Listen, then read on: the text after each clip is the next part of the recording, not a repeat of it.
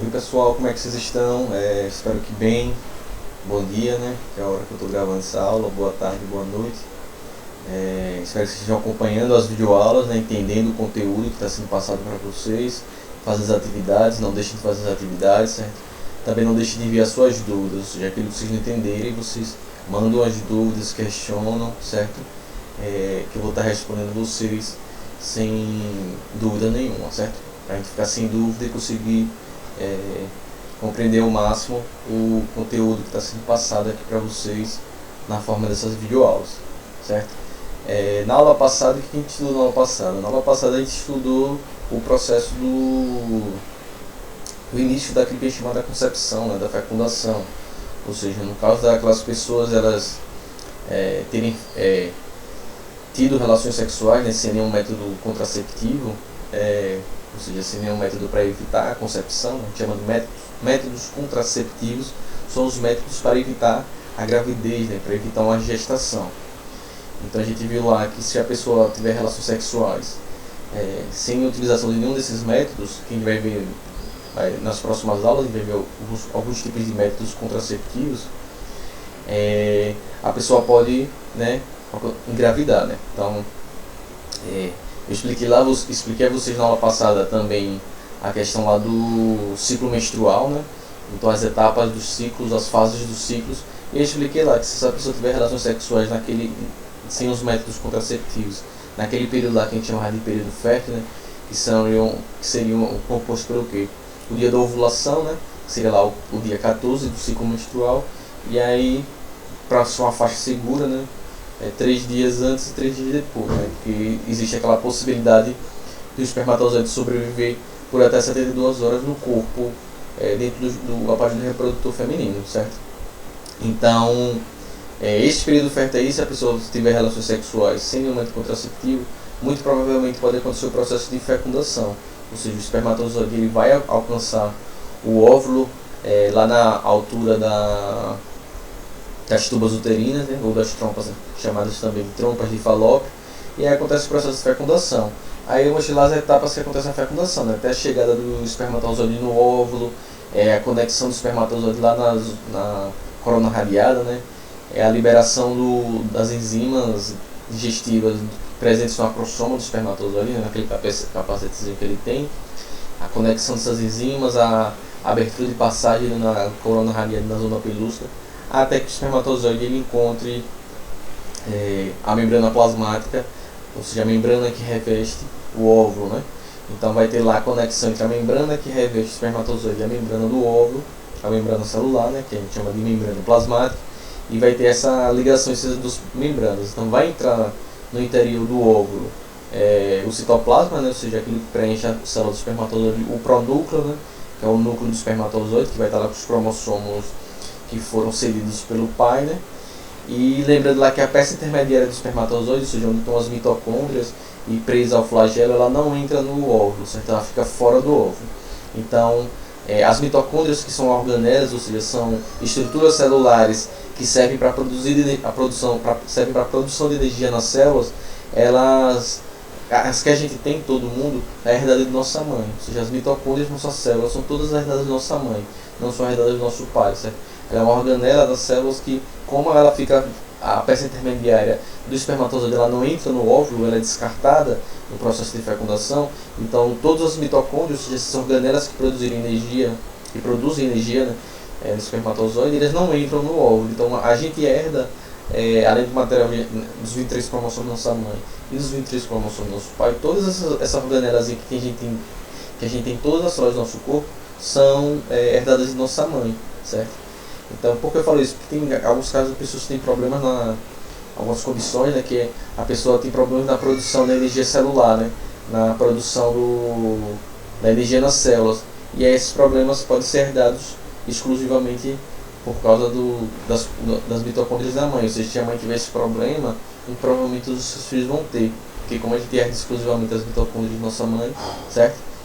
Então essa organelazinha aí é um caráter que a gente tem em comum a nossa mãe, né? Certo? Que a gente passa longe de ter dos nossos pais, certo? O que não é nenhum problema, mas é só uma curiosidade, né? Ou seja, que essa organelazinha que produz energia em todas as células do nosso corpo a gente herdou ela exclusivamente da nossa mãe, ou seja, não tem nenhum tipo de herança ligada ao nosso pai nesse caso, né? Ao meu pai e ao pai de vocês, com certeza, certo? E aí mostrei lá que após esse processo acontece o que a gente dizia, né?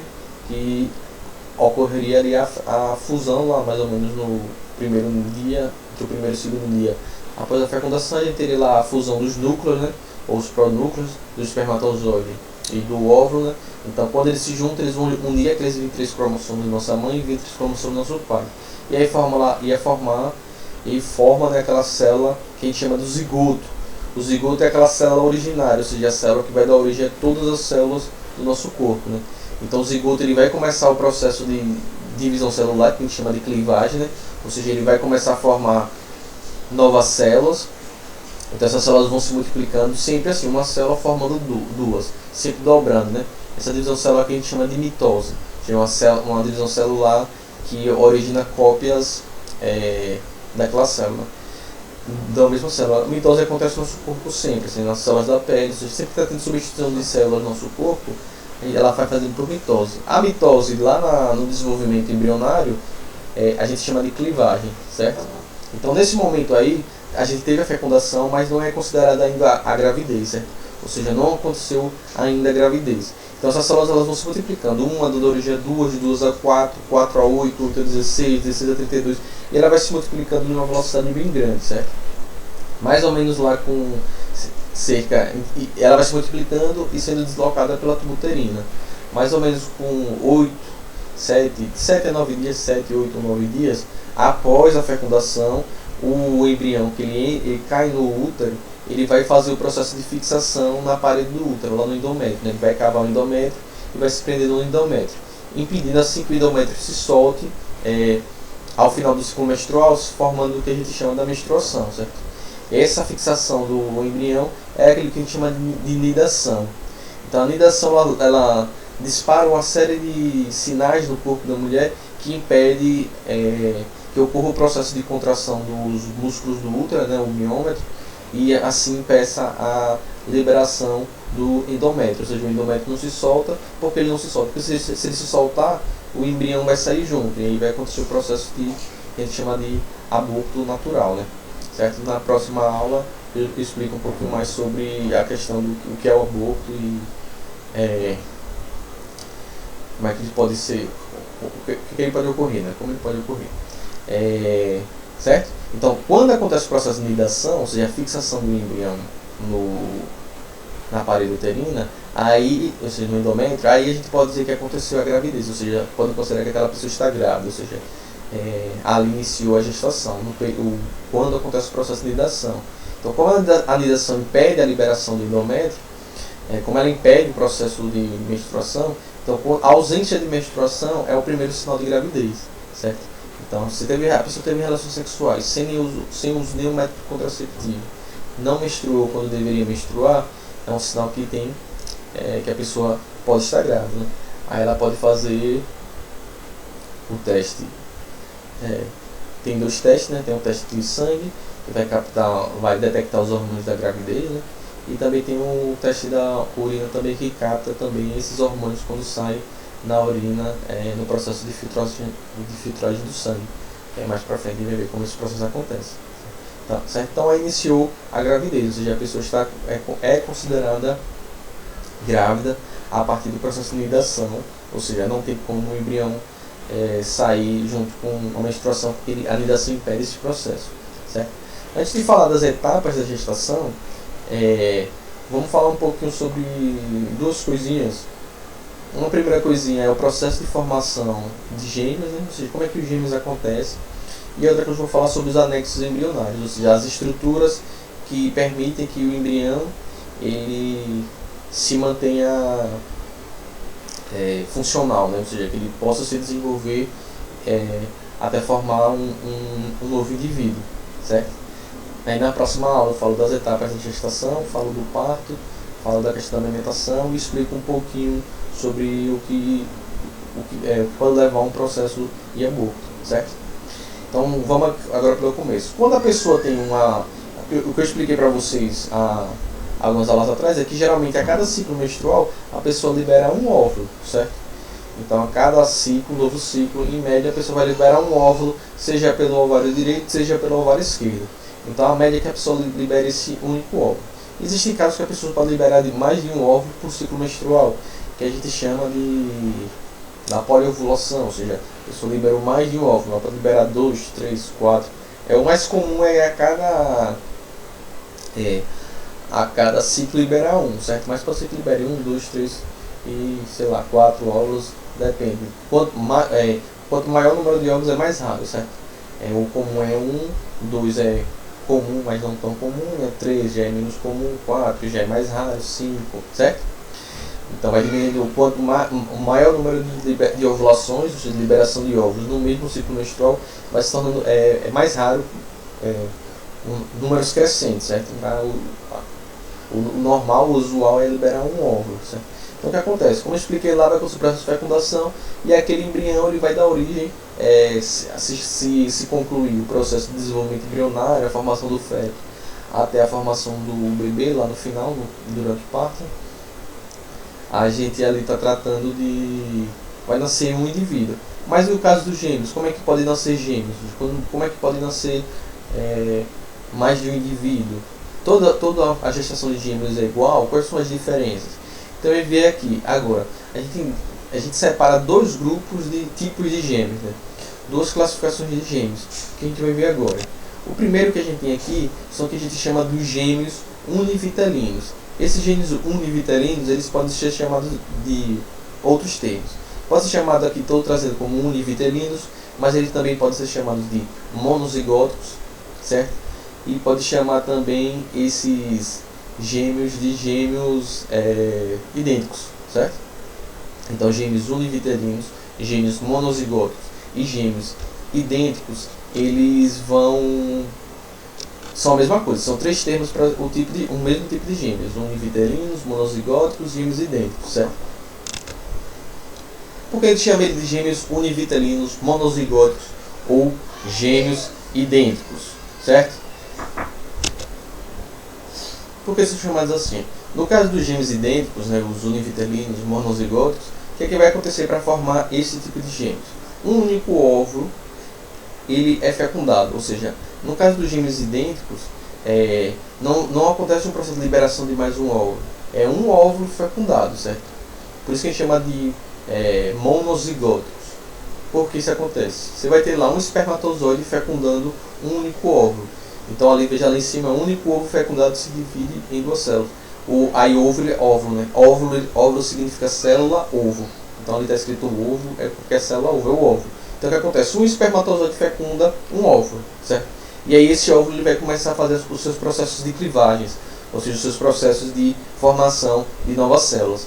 Então a gente vai ter lá um óvulo, formou um zigoto, certo? Uma única fecundação, formando um único zigoto, vai começar esse processo de divisão das clivagens, né? Então a célula óvulo formam duas, e aí o zigoto ele vai continuar se dividindo, né? Então duas células formam 4, 8, ele vai se dividir naquele mesmo único embriãozinho que está se formando. O que é que acontece? Pode acontecer que depois do processo lá, quando formula aquela mórula, naquele aglomerado de células que está se dividindo e separar, pode acontecer o processo de que esse aglomerado de células, essa bola de células, pode fazer com que elas podem se dividir. Ou seja, essa massa de células ela pode formar duas massas de células separadas, certo? Então você tem aquele aglomerado de células, né, único, que formaria um único embrião, e o que acontece? Eles podem, por algum motivo, se separar, ou seja, se soltar esses bolos de células. Então, quando eles se separam, ou seja, uma grande bola de células se separa formando duas bolas de células, elas vão continuar seus processos de clivagem. Só que o que vai acontecer? Cada um desses aglomerados celulares vão formar um indivíduo inseparado, certo? Então as duas massas celulares vão originar indivíduos idênticos. Nesse caso, a gente vai formar os gêmeos univitelinos. Gente, por que esses indivíduos são idênticos? Ou seja, são aqueles gêmeos que são idênticos. Por que eles são idênticos? Porque eles são originados da mesma fecundação. Ou seja, eles são originados do mesmo material genético que tinha naquele óvulo e do mesmo material genético que tinha no espermatozoide. Eles são frutos da combinação do mesmo espermatozoide com o mesmo óvulo. Ou seja, eles são idênticos porque eles compartilham o mesmo material genético.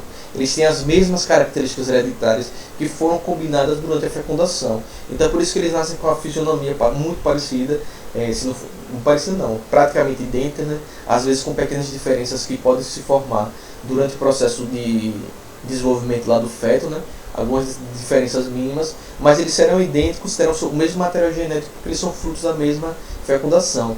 A gente diz que eles são monozigóticos por isso, monozigótico, mono ou simples, zigoto. Eles surgem a partir do mesmo zigoto.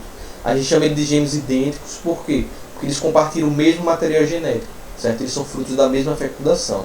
A gente chama eles de univitelinos porque eles dividem a mesma estrutura placentária, né? A gente também pode dizer que são gêmeos de uma mesma placenta, né?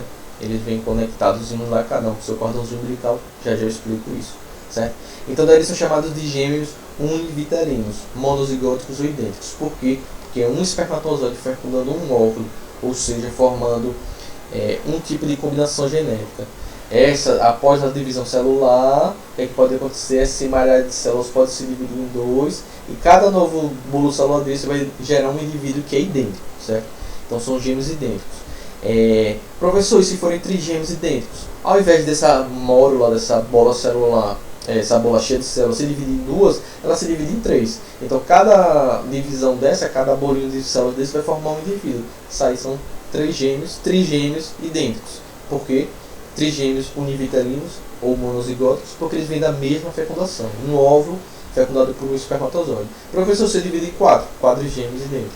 E por aí vai, certo? É nesse caso de univitelinos ali que também tem aqueles casos que a gente chama dos gêmeos siameses, né? Que são aqueles gêmeos que eles nascem com o corpo grudado, né? Às vezes o tronco, depende do grau de siamês. O que acontece? Essas células iniciaram um processo de divisão, esse aglomerado de células, mas não se dividem totalmente. Então eles se manteram presos por alguma parte do embrião em formação, né? E eles continuaram seu desenvolvimento, e às vezes alguma parte do corpo fica preso. Às vezes eles dividem toda a estrutura interna do coração, pulmão, ou às vezes ele só é preso pela cabeça. Tem vários casos diferentes. Depende de que parte fica conectada do embrião. Vocês vão estudar lá no ensino médio, no desenvolvimento embrionário, que vai ver que cada partezinha do embrião em formação, lá do blastocista, cada tecido, cada posição de células que tiver, ela vai dar origem a partes diferentes do corpo. Então, dependendo de que parte do embrião ela estiver conectada, pode ser que eles nasçam colados pela cabeça, pelo tronco. Não vou botar aqui as fotos aqui, porque vocês podem pesquisar na internet, porque tem gente que pode se sensibilizar demais com isso. Então aqui a gente tem o caso dos gêmeos univitelinos. Vamos ver agora aqui o caso dos gêmeos bivitelinos, ou gêmeos diferentes, ou gêmeos dizigóticos. O que acontece aqui? Nesse caso aqui da formação dos gêmeos que são não idênticos, ou bivitelinos, ou dizigóticos, eles vão acontecer quando ocorre um processo de poliovulação. Ou seja, ao invés do óvulo ou do ovário liberar na ovulação um único óvulo, ele pode, por exemplo, ter liberado 2 óvulos. Então o que pode acontecer? Se aquela pessoa liberou 2 óvulos na sua ovulação, pode ser que cada espermatozoide seja fecundado, cada óvulo seja fecundado por um espermatozoide diferente. Então ele vai gerar 2 gestações de uma vez só. Ou seja, então você vai ter 2 processos de fecundação. Então esses 2 óvulos que foram liberados vão ser fecundados por 2 espermatozoides diferentes. Então ele vai formar 2 zigotos diferentes. Esses zigotos diferentes vão iniciar seus processos de clivagens, ou seja, de divisão celular.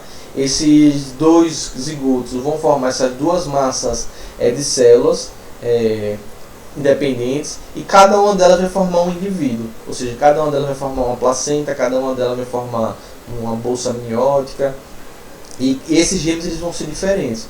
Por que eles vão ser diferentes? Em sua fisionomia, em seus traços, porque eles são frutos de fecundações diferentes. Então óvulos diferentes foram fecundados por espermatozoides diferentes. Já que esses óvulos diferentes foram fecundados por espermatozoides diferentes, eles têm uma combinação genética, um arranjo genético diferente, certo? Cada espermatozoide leva uma combinação de cromossomos, cada óvulo leva uma combinação de cromossomos diferentes. Então, se eles são frutos de fecundações diferentes, ou seja, de óvulos diferentes, de espermatozoides diferentes, eles não vão ser idênticos. Eles vão ser iguais a qualquer outro irmão, né? Que tem irmão aí, tipo,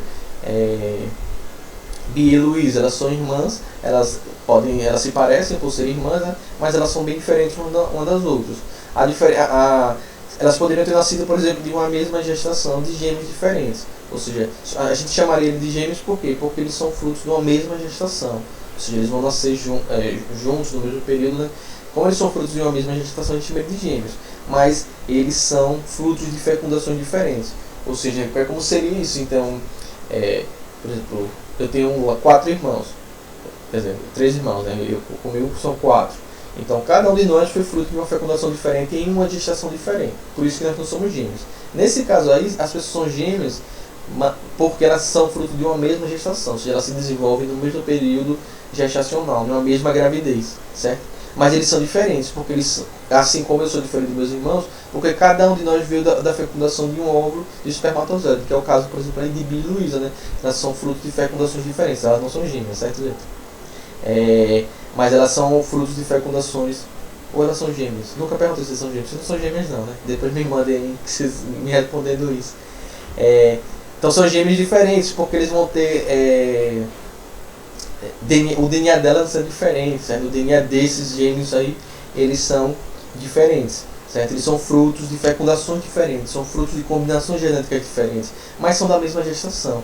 Então aí a gente vai dizer que eles são gêmeos bivitelínicos, porque eles vão ter ou placentas separadas, né? Cada um tem sua placenta, cada um fica na sua bolsa amniótica separadinho. Eles são não idênticos, porque eles têm material genético diferentes, e semelhantes porque vêm do mesmo pai e da mesma mãe, mas diferentes, certo? E eles são dizigóticos porque eles vêm de 2 zigotos diferentes, certo? Professor, se forem 3, se a pessoa tiver, se num caso de poliovulação a pessoa liberar 3 óvulos, cada um desses óvulos pode ser fecundado por um espermatozoide diferente. Então nesse caso aí você pode formar um caso de trigêmeos não idênticos, ou trigêmeos trivitelínicos, ou trigêmeos trizigóticos, né? E cada fecundação dessa vai originar um zigoto diferente. Então esses serão trigêmeos não idênticos, trigêmeos diferentes, certo? Não é o caso do lado primeiro, que é um óvulo, uma fecundação formando 3 massas celulares. Aí são três gêmeos ou trigêmeos idênticos, né? Nesse caso aí não. A pessoa liberou 4 óvulos. Cada um dos óvulos foi fecundado por um espermatozoide, por não ser quadrigêmeos, certo? E eles serão não idênticos, porque cada um é fruto de uma fecundação diferente. Cada um é fruto de uma combinação genética diferente, certo? Então nesse caso aí também serão diferentes. Professor, tem como acontecer os 2 tipos de gêmeos na gestação só? Tem, certo? Não é tão comum, mas pode ter. Ou seja, vamos supor que a pessoa sofre uma poliovulação, né? Ela libera 2 óvulos, e aí cada um desses óvulos é fecundado por um espermatozoide, certo? E aí o que acontece? Vai formar os 2 zigotos, eles vão começar a sofrer as clivagens, ou seja, formar novas células, e aí o que pode acontecer? Uma dessas massas celulares pode se dividir em 2, certo? Então o que vai acontecer? Essa massa celular que se divide em 2 vai formar 2 indivíduos idênticos, porque eles são frutos do mesmo zigoto, da mesma fecundação. Então vai gerar gêmeos idênticos. E a outra massa que não se dividiu vai formar um outro indivíduo. Então nesse caso aí, você teria trigêmeos, sendo 2 idênticos, monozigóticos, né, univitelinos, e o outro gêmeo que seria bivitelínico, não, ou dizigótico, né, ou não idêntico. Então você teria 2 idênticos que viriam do mesmo zigoto, e o terceirozinho não idêntico porque ele vem de um outro zigoto. Então você teria os 2 tipos de gestação ao mesmo tempo: a gestação univitelínica e a gestação bivitelínica, certo? Ou dizigótica ou não idêntica, certo?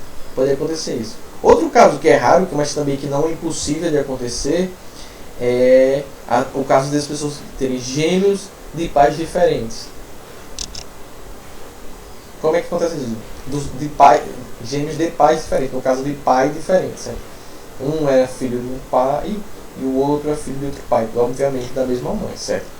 Professor, como é que pode acontecer isso? A pessoa teve múltiplos parceiros sexuais, né? Ou seja, ela teve relações sexuais, não necessariamente de uma vez, né? Mas assim, num período fértil, aquela pessoa ela teve relações sexuais sem método contraceptivo com mais de uma pessoa, certo? Então com pessoas, vamos supor, com dois homens diferentes, certo? E não usou nenhum método contraceptivo, isso no mesmo período fértil dela, certo? No mesmo ciclo. E aí pode acontecer no caso dela ter uma poliovulação, né? Ou seja, ela libera mais de um óvulo. No caso, ela libera 2 óvulos naquela ovulação dela. Aí, como ela teve relações sexuais com 2 homens diferentes, certo? Sem nenhum método contraceptivo, o que pode acontecer? Cada um dos óvulos liberados durante essa poliovulação pode ser que ela seja fecundada por espermatozoides de homens diferentes. Então, um óvulo pode ser fecundado por espermatozoide do primeiro homem que ela teve relação sexual, e o segundo óvulo pode ser fecundado pelo espermatozoide do outro homem que ela teve relação sexual. Então, nesse caso, vai acontecer o quê? 2 fecundações, certo? Vão formar gêmeos diferentes, só que o que vai acontecer? Cada um veio do espermatozoide de um homem diferente. Então, vai acontecer o quê? Que eles são gêmeos, aqueles indivíduos vão gerar gêmeos, ou seja, são 2 indivíduos se formando numa mesma gestação, certo? Eles vão ter a mesma mãe, obviamente, né? Só que nesse caso, né? Obviamente nesse caso, só que eles os pais deles serão diferentes, certo? Por que os pais deles serão diferentes? Porque um óvulo foi fecundado por um espermatozoide e o outro óvulo foi fecundado pelo espermatozoide do outro homem. Então eles vão ter a mesma mãe, porque vão herdar o material genético da mãe, né? Mas eles vão ter pais diferentes, porque eles vão herdar o material genético dos outros homens distintos. Professor, isso é um caso comum? Não, isso é um caso, não é possível de acontecer, mas ele é um caso raro porque tem que ser uma combinação de fatores muito grande, né? Ou seja, a pessoa naquele período fértil, naqueles 7 dias mais ou menos, né? 5 a 7 dias, né, de período fértil, aquela pessoa ela teve que ter sofrido uma poliovulação e ela teve que ter tido relações sexuais sem nenhum método contraceptivo com mais de uma pessoa, certo? E com mais de uma pessoa nesse curto período de 5 a 7 dias, né? Então aí sem nenhum tipo de cuidado. Então é uma série de eventos mais raros, mas que não é impossível, né? Isso pode acontecer. Se vocês pesquisarem na internet, vocês encontram casos como esse, certo? Da pessoa ter indivíduos que são gêmeos e os pais são diferentes, certo? Então esses são os processos em que pode acontecer os gêmeos. Os gêmeos univitelinos, ou seja, frutos de uma mesma fecundação, que aí pode ser 2 gêmeos, 3 gêmeos, 4 gêmeos, dependendo de quantas massas celulares vão se formar a partir do zigoto, certo? Da separação.